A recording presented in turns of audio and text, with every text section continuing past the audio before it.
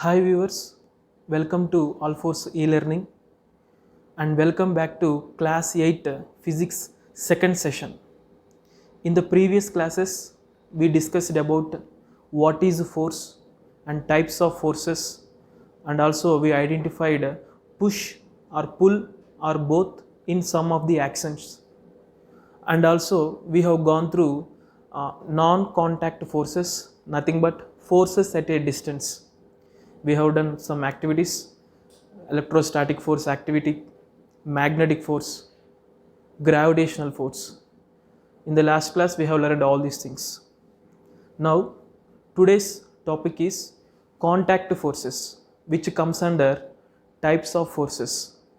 Already we discussed forces at a distance. Now the second one is contact forces. In contact forces, the first I would like to tell about muscular force.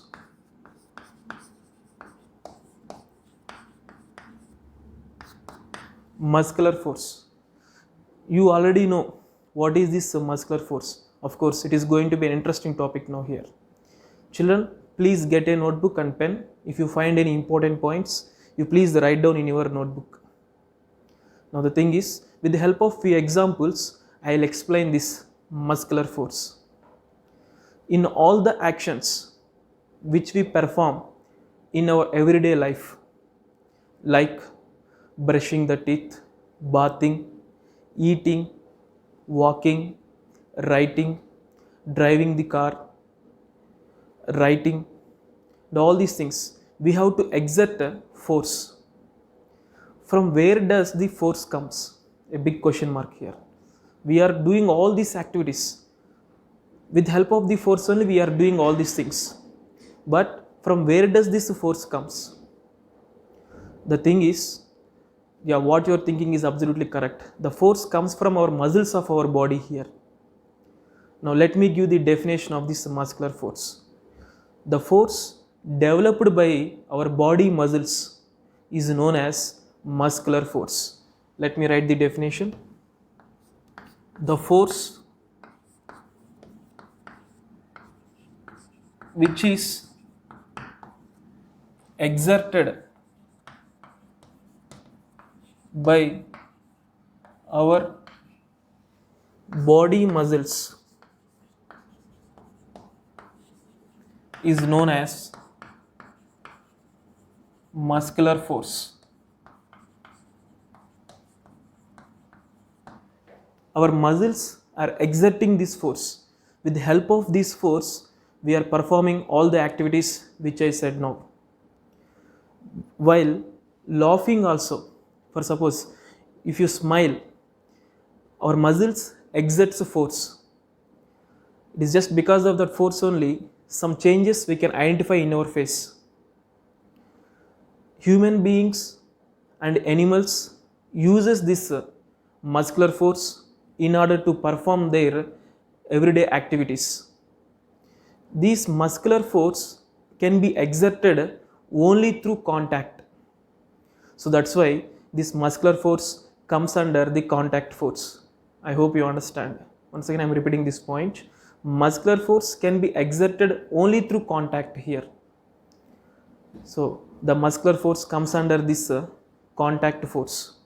Now let me write a few examples of this muscular force. Examples of the muscular force.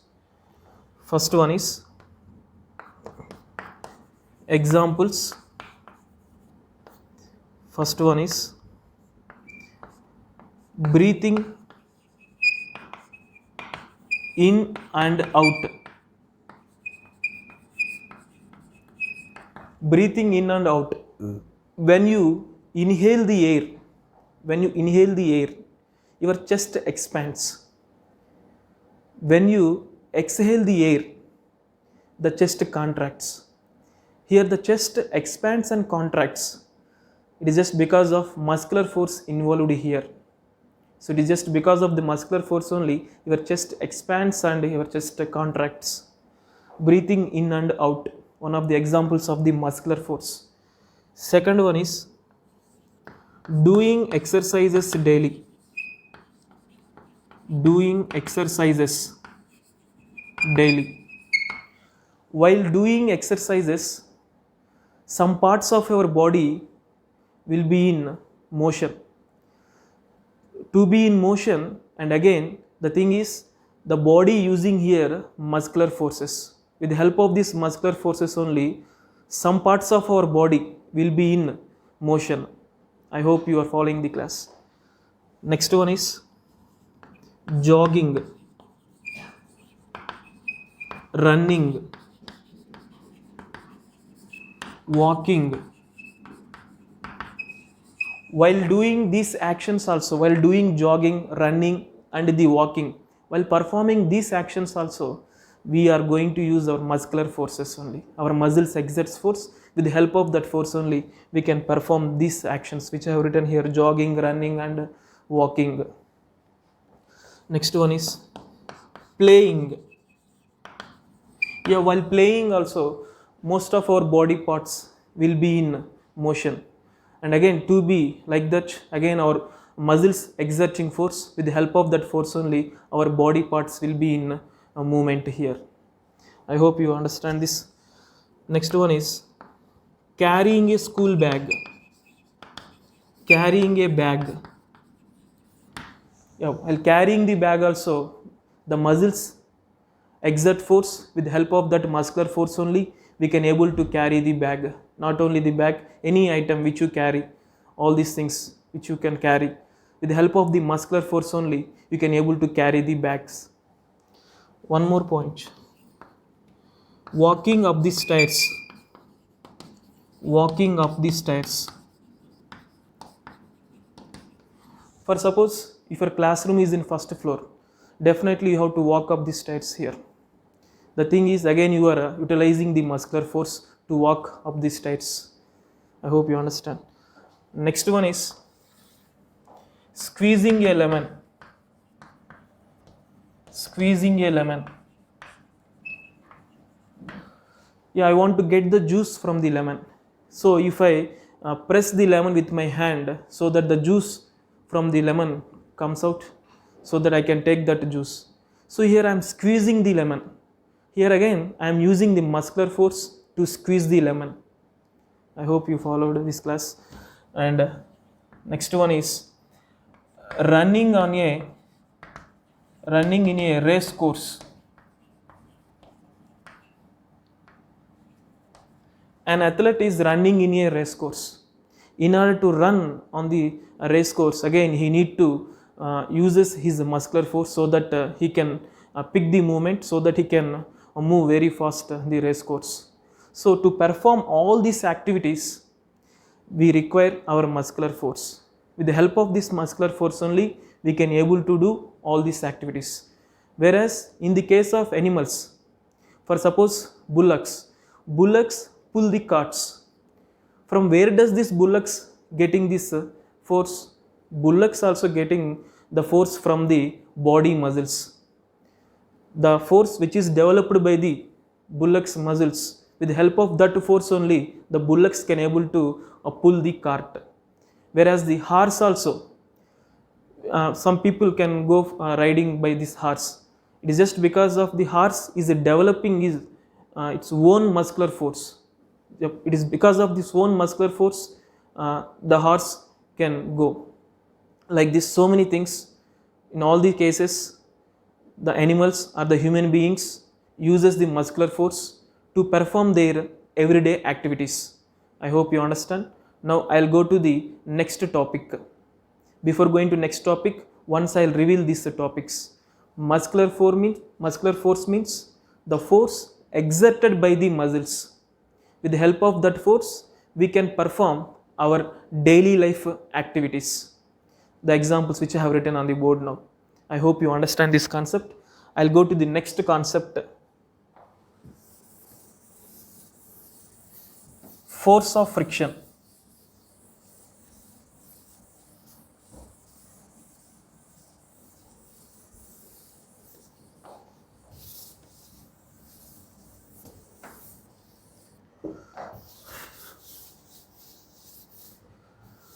Second one is, the first we discussed is that muscular force, The second one is force of friction.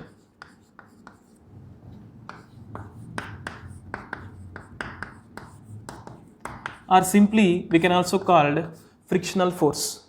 This force of friction we can also called frictional force. Okay, with the help of few examples, let us discuss this topic also.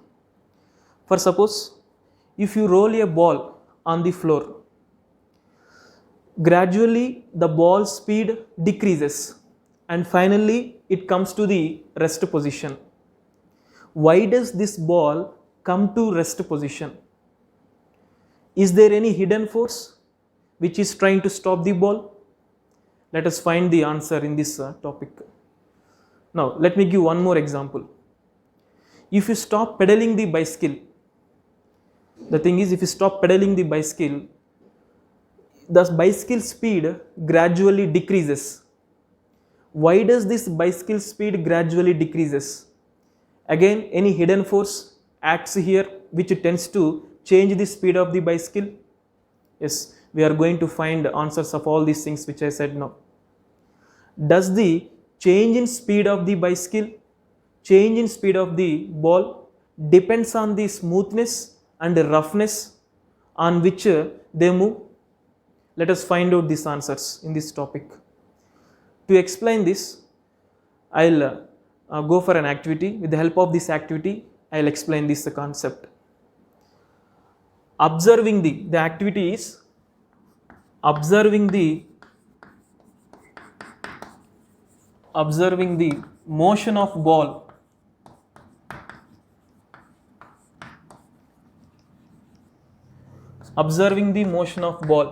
on different surfaces.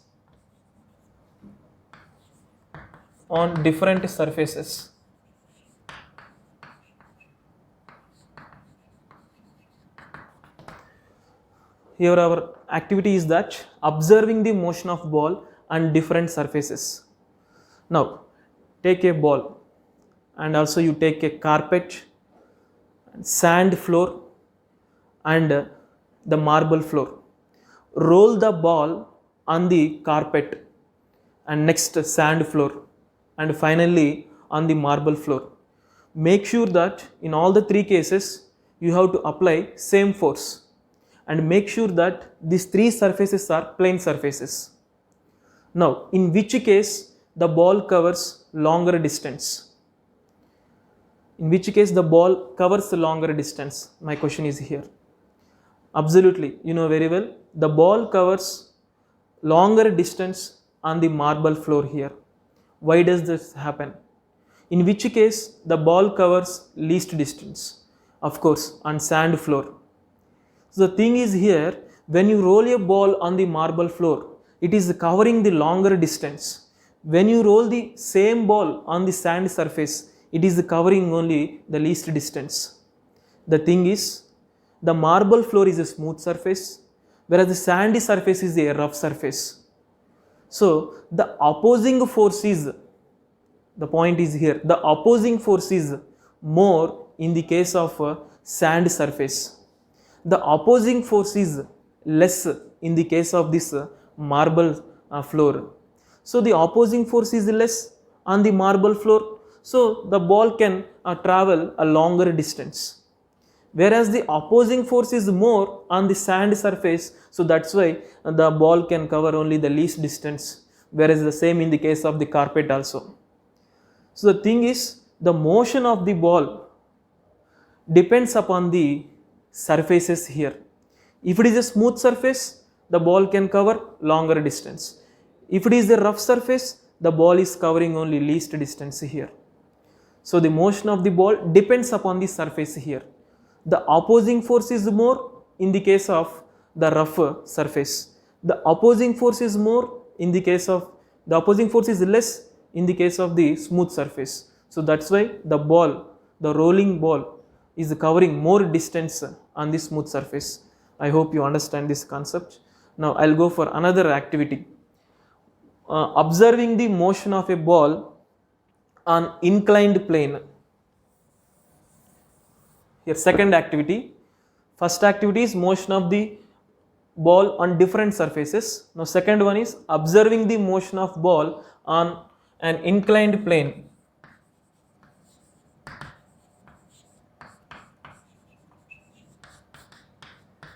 An inclined plane here. Now to do this activity, I want to take a tray, a plain tray I want to take, an ice cube, small ice cube, eraser and a 1 rupee coin. It is like this, a tray,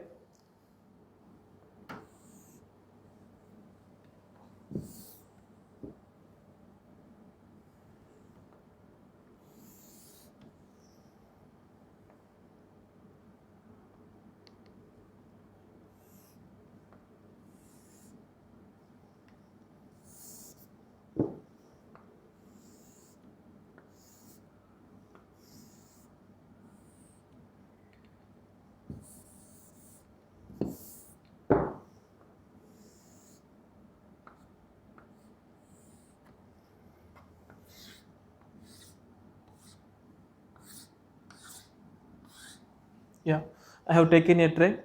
Now I want to take a ice cube, a 1 rupee coin and a eraser. Let's say this all three things are placed on one line. All these three things are placed on one line here. Ice cube, eraser and 1 rupee coin. All these three things are placed on one line. Let's say these three things are placed at one end of the tray here. Slowly you lift the tray upwards. One end of the tray you just lift the upwards. It is like this. If the tray is like this, you place the three things on this tray on one line at one end of the tray. Now slowly you lift the tray like this. You lift the tray like this slowly. Now what happens? What do you observe from this? Yeah, we can say that the ice cube is moving faster on this tray here. Whereas the remaining two things are also moving on this tray but slowly. Whereas the ice cube is moving on the tray faster when compared to the remaining things. Why does this happens? Just previous activity I just explained that over the smooth surface, the thing is opposing force is less. Over the rough surface, the opposing force is more. Whereas here, when you lift the tray upwards slowly, the ice cube is moving faster when compared to the remaining two things, because the ice cube surface is smooth. If it is smooth, then the opposing force is less. So it is just because of the smooth surface, it is just because of the opposing force is less, the ice cube is moving downwards very fast. Whereas the remaining two things are also moving downwards, but the thing is the roughness of these surfaces, the roughness of these object surfaces is more. So the opposing force is more in that case.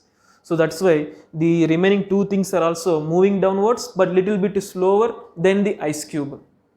I hope you understand this concept.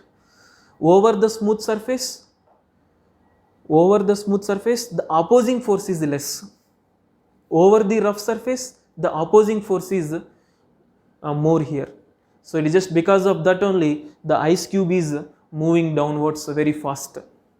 I hope you understand. Now let me give the definition of this frictional force. We have gone through all these activities. Now we understand what is this. Now I will give the definition of this frictional force. So the thing is, smooth surface means, if it is a smooth surface, opposing force is less. Opposing force is less. If it is a rough surface, opposing force is more. Now just by looking at this we can frame the definition of this force of friction. So the force of friction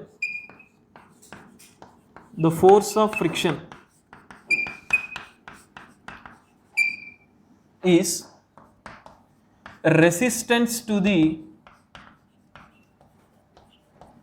resistance to the movement of the body, movement of the body on which over the surface of another body. This is the force of friction definition. The force of friction is the resistance. Resistance means opposing to the movement of the body over the surface of another body. I hope you understand this frictional force definition. Now, let me give few examples in the case of less friction and in the case of absence of the friction. For example, when you step on the banana peel, what happens? You may slip. The thing is, the friction between your foot and the banana peel is very less. So when you step on the banana peel, you may slip. One more example. When you move on the smooth surface, then what happens? Sometimes you may slip. It is also just because of the smoothness and the opposing force is less, and we can say that frictional force is less, that's why you may slip. For suppose if you walk on the mud surface, what happens? If you walk on mud surface, what happens? The thing is, again you may slip. The thing is, the friction between your foot and the mud surface is very less, so that's why you may slip. For example, if there is no friction, what happens? So it is just because of the friction only I can hold this chalk piece in my hand. Over your palm, so many roughs, over your palm, the thing is roughness is there. It is just because of the roughness on your palm, you can hold this chalk piece, you can hold the pen. If there is no friction, you can't able to write on the board also. The friction helps us to write on the board. The friction helps us to walk on the floor. So the thing is here, children, about this friction we will discuss in the next chapter. The next chapter is friction chapter. About all these things we discuss there. Yeah, I hope you understand the previous topics, force of friction. Now next force is normal force, which is denoted by the letter N. You can see a table on the board. For suppose if you place your science textbook on this table, let's say science textbook is lying on this table. Your science textbook, your book is lying on the table. Now what is the state of this book? Is it the state of rest or in motion? Of course we can easily say that it is at rest position. Now what are the forces acting on the book here? Which forces are acting on the book here now? For suppose if the table suddenly has disappeared by magic, what happens now? The book immediately fall down to the earth. Because of the gravitational force, the earth pulls the book downwards. So the gravitational force is acting here. Even when the book is there on the table, the gravitational force or the force of gravity acts all the time. But the thing is, the table supports the book. That's why the book is not falling down to the floor. Even in this case also, the gravitational force is acting. Why it is not falling means the table is supporting the book. So here gravitational force acts. The gravitational force which is acting vertically downwards. Force of gravity acts here.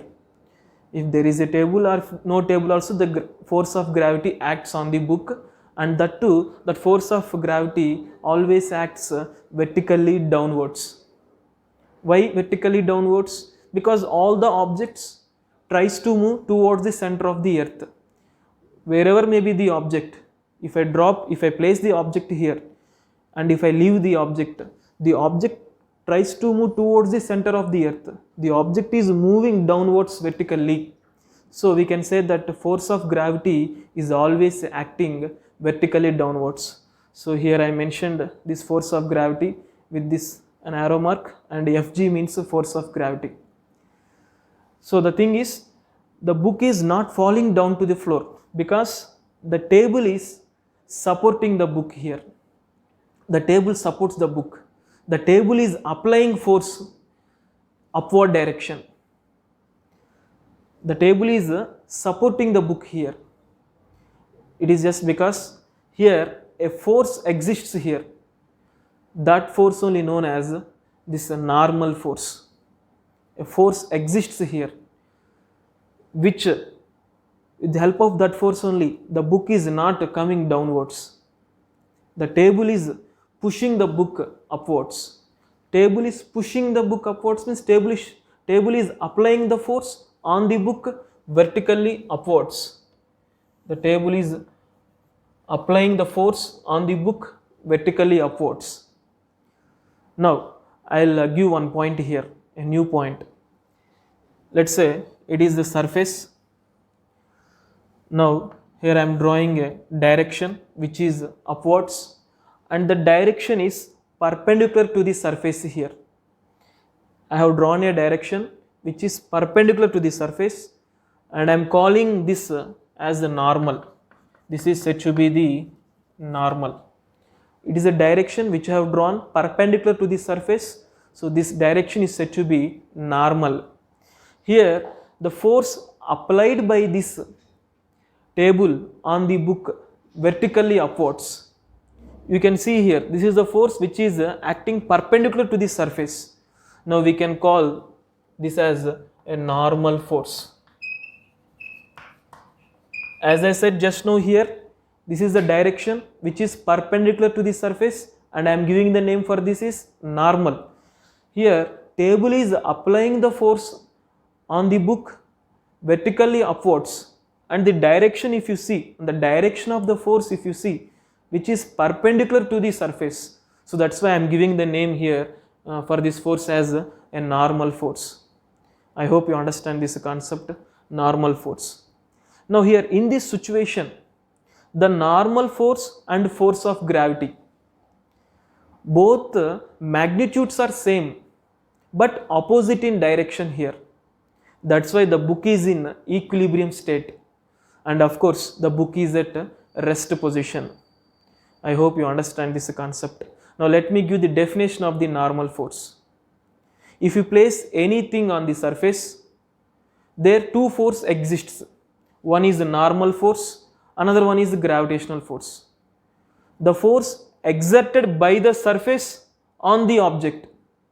This is the surface. The surface is exerting force on the object, which is known as normal force. And the force which is applied by the earth, which is pulling the object towards the earth, that is known as the gravitational force. You know very well, in the previous class we discussed about that gravitational force. So normal force means the force exerted by the surface on the object. The force exerted by the surface on the object, which is known as normal force. I hope you understand this. Next topic is tension.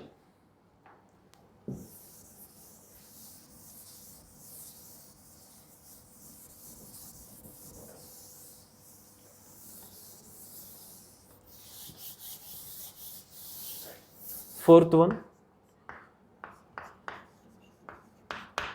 tension. With the help of the activity, I'll explain this tension.